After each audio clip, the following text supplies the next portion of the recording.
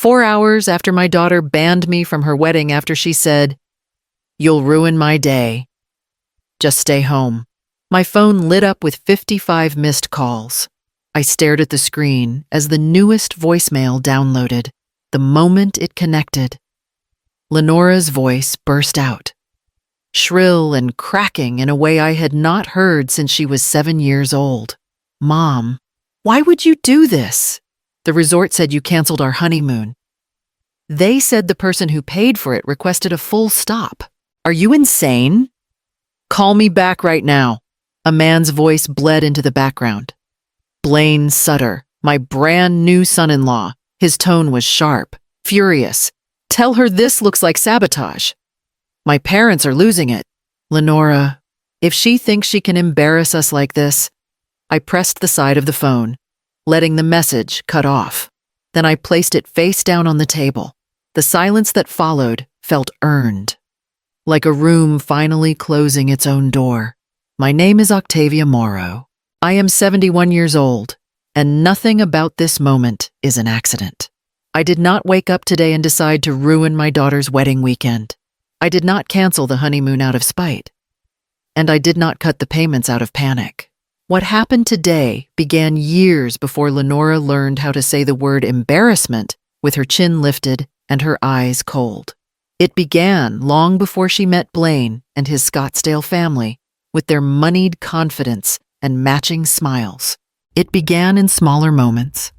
Moments I swallowed, ignored, forgave until forgiveness had nothing left to stand on. The phone buzzed again, vibrating against the wood. Another voicemail, another text, another demand for an explanation. I did not pick it up. Some stories start with a spark.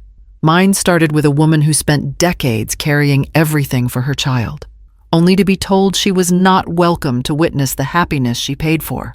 Lenora thought I was powerless. She was wrong. And before all of this is over, I will tell you exactly how I became the villain in my own daughter's wedding story. Back then, Tucson felt smaller, like the whole city could fit inside the curve of my arm as I carried my daughter through it. I was a night charge nurse at Banner University Medical Center in the late 1980s, working shifts that stretched into sunrise. I would come home smelling faintly of antiseptic, my scrubs wrinkled, and Lenora would run to me with her arms lifted high. She was 6 when Everett Morrow packed a duffel bag and walked out. No warning, no reason. One morning, he was eating toast in the kitchen, and that evening, he was gone. Lenora stood in the doorway holding one of his shirts, her voice trembling. "Did Daddy forget something?" she asked. I told her he had work to do somewhere else. The truth would have split her open. For a long while, she clung to me like a shadow. She would sit in my lap and press her cheek against my neck. "When I grow up, I'll buy you a big house," she whispered once, "with stairs and a shiny stove." It was the kind of child promise that makes you believe the world is gentle. But small cracks showed early. When she was 9, I bought her a pair of jeans from a thrift store on 4th Avenue. They were clean, soft, barely worn. She held them up and her face tightened. "Kids will know," she muttered. "They always know." I tried to smooth her hair, tried to tell her that clothes did not make a person. She pulled away from my hand, embarrassed. It was the first time she looked at me like I had failed her. I worked every extra shift I could get. Overtime, double shifts, even holidays. Every dollar went into keeping her enrolled in after-school art programs, into sending her on field trips, into making sure she had what other children had. She never saw the exhaustion behind it, and I never showed her. I wanted her world to feel bigger than mine ever did. Our bond stayed strong, but something in her was learning to measure worth in ways I could not control. I raised her to reach higher. I never expected she'd step on me to get there. When Lenora left for Arizona State University, she hugged me tight and promised she would call every night. For a while, she did. She told me about her classes, the friends she was making, the clubs she wanted to try, but within a few months, Her tone changed. Her messages grew shorter. Her calls came less often. When I asked about her new friends, she brushed it off with a quick, "They just grew up different." Mom. She stopped bringing anyone home on weekends. "My apartment is too small," she said once, "and it smells like old carpet." It was the same apartment in Barrio Anita where I had raised her, where she learned to walk and write her name. Now she walked through it like a guest passing through a waiting room. The first time she openly corrected me was during dinner at a small restaurant near campus. I ordered the cheapest thing on the menu, an old habit from years of stretching paychecks. Lenora leaned across the table, cheeks flushing red. "Can you please not order like a poor person?" she hissed. "People here, they notice things." I stared at her, feeling something shift inside me. She did not apologize. As the semesters passed, she became sharper. "Do not say it like that. Mom, maybe wear something less loud next time. You do not have to tell people you still rent." Every line was delivered casually, as if she were suggesting a better route to the grocery store. She thought she was helping. She was not. Then she met Blaine Sutter. She said his name like it glittered. His family lived in Scottsdale, in a sprawling house with high ceilings and framed artwork that probably cost more than my annual salary. When I met his mother, she offered a brittle smile. "What a humble lifestyle you have." "Octavia," she said. Her eyes flicked over my thrifted blouse and the worn purse on my lap. Lenora did not defend me. She simply looked away. That was the moment I felt the quiet beginning of a divide, a line being drawn between who she was becoming and the woman who had raised her. Lenora announced her engagement over the phone as if she were reading a headline. "Blaine proposed." She said, "We're thinking of having the wedding at the Scottsdale Resort at McCormick Ranch. It's perfect." Mom, very elegant. I told her I was happy for her. I meant it. Within a week, she sent me a list of payments that needed to be handled quickly. I paid the venue deposit first, then the dress alterations, then the florist's down payment, then the photographer's initial fee. When she called about the honeymoon, her tone was syrup sweet. "Mom, can you put the booking on your card? Just for now, I'll pay you back later, I promise." She named the resort in Bora Bora with the same voice she used when she was a child, asking for a toy at the store. I entered my card information and told myself it was normal. Mothers help, mothers support, mothers give. But at every planning meeting, Blaine's family treated me like furniture. During one dinner, his father tapped the table and said, "Good thing Lenora has her mother to contribute. Weddings at this level require real backing." His mother added, "We assumed Octavia would take care of the practical parts. She seems accustomed to doing things quietly." Lenora did not object. She did not even look at me. It was 2 days before the wedding when she came to my apartment. She did not sit. She did not smile. She held her phone like she was waiting for a more important call. "Mom, about the ceremony." She began. "It's going to be very polished, very curated." I waited. She exhaled sharply. "You'll ruin my day. Just stay home." The words did not echo. They landed flat, final. I felt something inside me splinter, but my voice stayed even. "All right," I said. She nodded, relieved. As if I had solved a problem for her, she walked toward the door, then paused just long enough to twist the knife. "And Mom, money doesn't buy you a seat at my wedding." She left me standing in the quiet, holding the truth she had finally spoken aloud. The morning after Lenora told me to stay home, I opened my banking app with a dull sense of dread. I had not checked it since paying the honeymoon balance. The first number I saw punched straight through me. My primary card had been charged again, floral upgrades, nearly maxed out. I scrolled down. Another alert blinked red, a photography balance, several $100s. Attempted on my account at dawn. My hand tightened around the phone. I tried to breathe through it. I tried to imagine some reasonable explanation, but the truth sat there, cold and heavy. She had used my card again. She had not asked. She had not even warned me. My fingers trembled. I set the phone on the table before I dropped it. For a long, stretched moment, I simply sat there, staring at the worn edge of the laminate. The quiet in my apartment pressed in around me until it felt impossible to inhale. I folded forward, elbows on my knees, and let my head drop into my hands. It was not a dramatic cry. It was a silent one, shallow breaths, shaking shoulders, the kind of grief that comes from understanding something too clearly. A flash of memory cracked through me, Lenora, at 10 years old. Hair in a crooked ponytail, sliding into my lap after a long shift. "I'll never leave you, Mom," she whispered then. "It'll always be us." The sound of her small voice hit harder than any insult she had ever delivered as an adult. I wiped my face, sat up straighter, and picked up my phone again.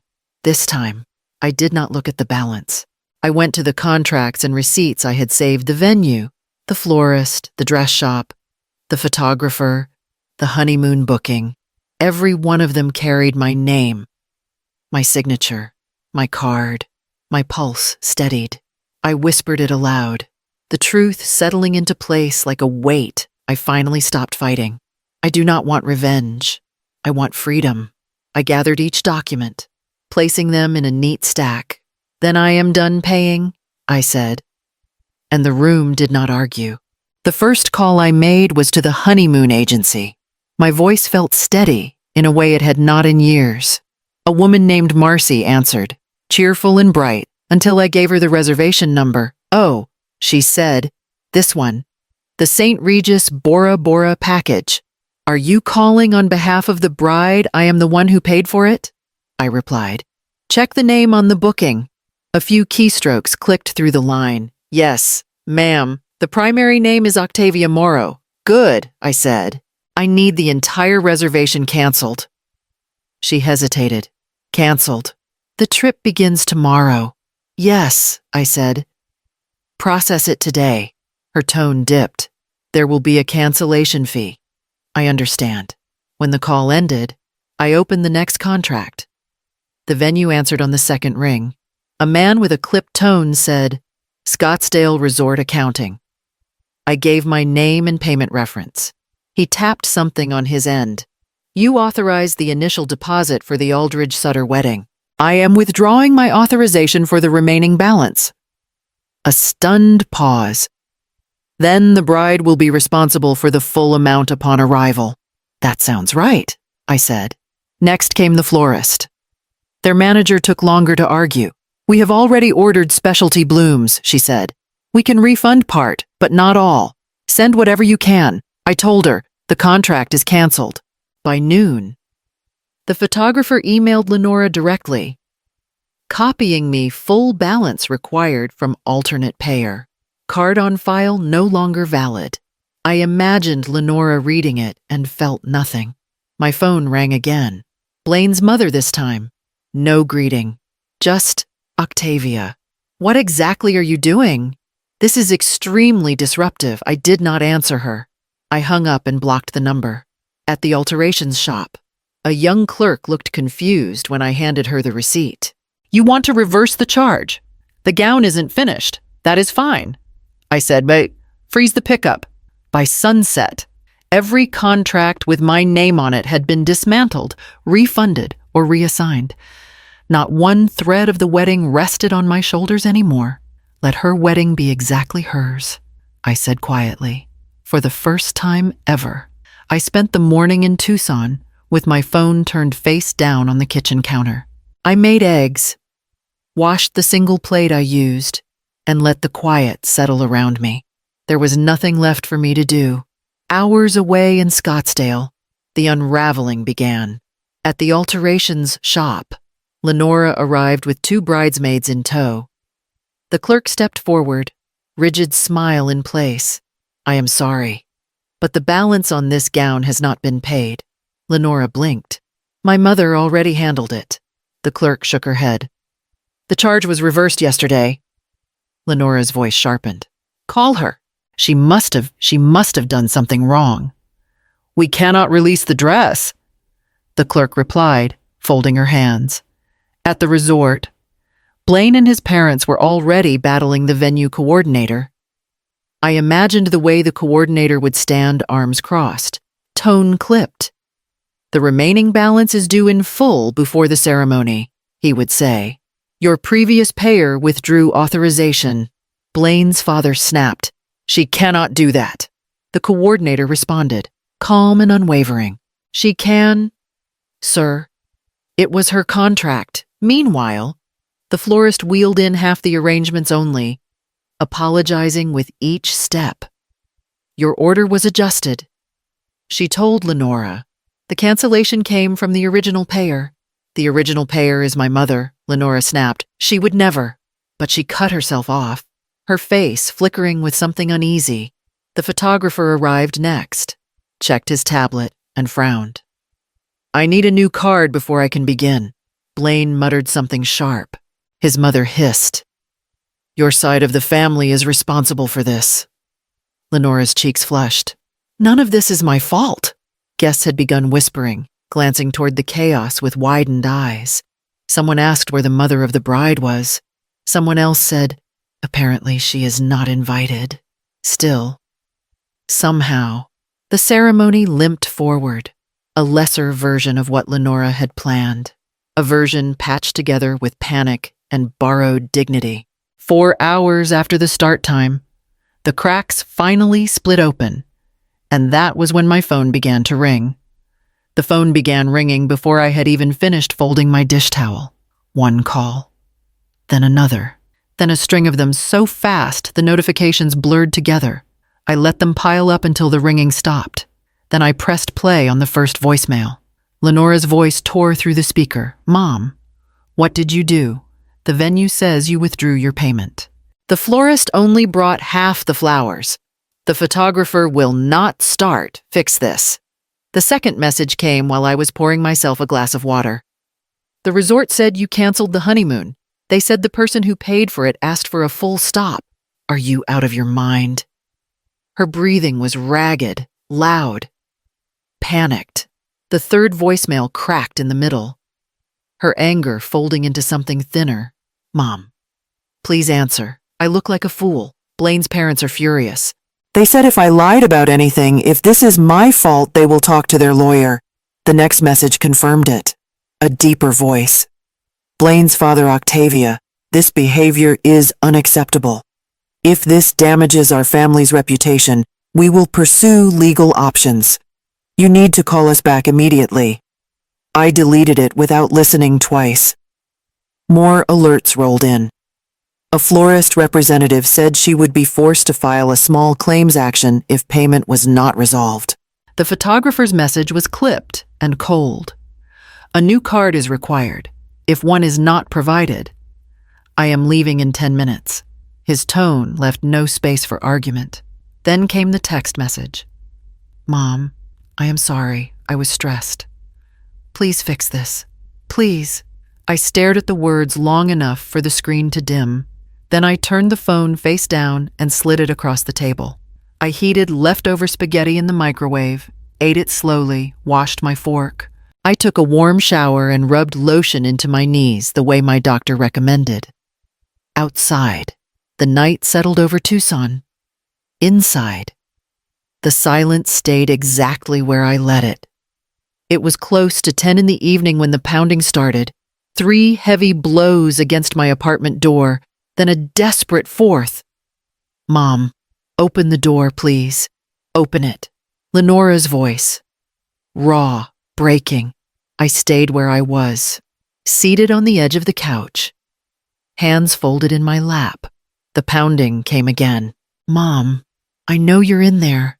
Her sobs hit next loud, uneven. I stood and walked toward the door, stopping just short of the peephole. I didn't need to look. I could picture her ruined makeup, hair tangled. The glossy bride stripped down to someone frightened and small. Why would you do this to me? She cried. Everything fell apart. The venue held us for the balance. The photographer walked out. And Blaine's parents.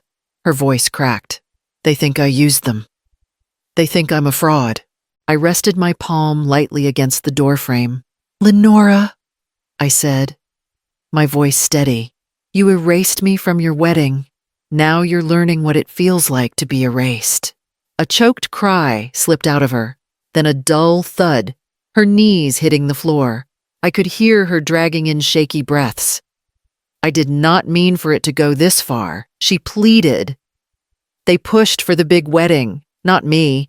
Blaine's mother said it had to look upscale. I wanted them to think I belonged. For a moment, the child she used to be flickered through her words. The little girl who once clung to me at night, but the woman outside my door was someone else entirely now. I cannot fix the choices you made, I said quietly. She pressed her palms flat against the door. Mom, I am begging you. I closed my eyes, listening to the sound of her breath, the same uneven rhythm she had when she was 5 and afraid of thunderstorms. But I did not turn the handle. I stepped back, letting her words dissolve into the distance between us. 3 weeks passed before I heard anything concrete about the wedding fallout. Most of it reached me through people who did not realize I had blocked Lenora everywhere. Her messages found new ways to slip through mutual friends. Email notifications, a voicemail forwarded by mistake. Blaine's family filed for an annulment within 10 days. They moved fast, their lawyer even faster. Whatever hope Lenora had of patching things together disappeared under legal language she could not talk her way out of. A letter arrived from the Scottsdale resort next. Not addressed to me, addressed to her. The unpaid balance, due immediately. A few days later, a notice from the alterations shop was forwarded to my old email, full payment demanded in order to release the gown. Then the honeymoon agency sent its own invoice, politely reminding the bride that cancellations processed within 24 hours of departure carried a fee. Every bill, every charge, every responsibility she had placed on my shoulders rolled neatly back onto hers. One afternoon, while I was brewing tea, a final text slipped through from an unknown number. Mom, they're saying I could lose my job over this. I watched the typing dots appear, disappear, appear again. Then I deleted the message without replying. The next morning, I called a lawyer recommended by a retired nurse I used to work with. His name was Franklin Hale. A calm man with soft gray hair and sharper instincts than anyone Lenora had ever met. I explained everything, how she had used my accounts, how she had linked my card without permission, how she had assumed I would stay quiet. We can lock this down, he said. Permanently. We filed every document needed to protect my finances, fraud protection notes, identity safeguards, authorization restrictions. When it was done, he handed me a folder. You're safe now, Mrs. Morrow. That night, I blocked the last remaining number that could reach me. I stood in my small living room, looking at the single-framed photo I had kept Lenora at 5 years old, missing a front tooth, grinning so wide she could barely hold her cheeks up. I left it on the shelf. Not to forgive, just to remember the girl who once existed. I did not ruin her life. I said aloud. I simply handed it back to her. If someone banished you from their happiest moment, would you still rescue them when their world collapses? Like, comment or subscribe for more stories that hit where it hurts.